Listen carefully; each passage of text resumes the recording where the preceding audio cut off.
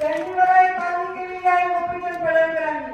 आता कसं गरिबी पाहिलेली आहे, गरिबांसाठी काम केलेलं आहे.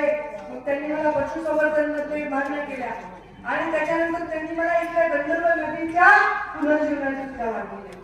फार मोठं काम. आता देवेंद्रजी फडणवीस आमच्या बीडच्या सभेत आले होते आणि त्यांनी सांगितलं की बंगलेला त्यांच्या खात्यातून फार मोठं काम नदी पुनर्जीवनाचं होणार आहे.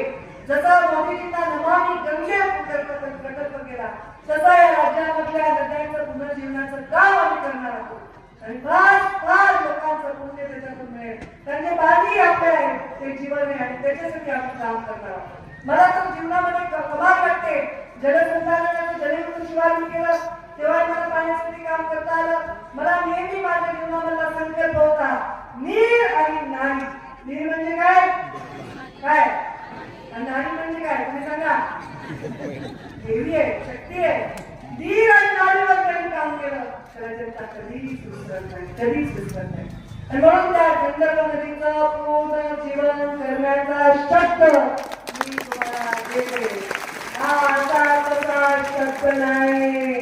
गोपीनाथ मुंडेजी लेख तुम्हाला शब्द देत आहे.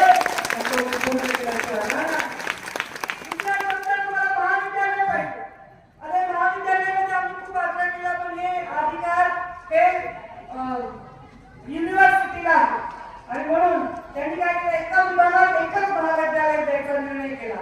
पण तुमच्या मागणीचा सन्मान करून या महाराष्ट्राच्या भागातून लोक शिकावे, मुलं शिकावे आणि या भागामध्ये प्रयोग व्हावे वेगवेगळे जेणेकरून आपण आपल्या ज्या जाती आहेत, ज्या आपल्या भारतीय जाती आहेत, गाडीच्या बकरीच्या कोंबडीच्या त्यांचं इथे मोठ्या प्रमाणामध्ये काम व्हावं यासाठी या महाविद्यालयाचा सुद्धा आपलं निधन हे सुद्धा गोपीचंद पडळकरांची मागणी पूर्ण करण्यासाठी मी स्वतः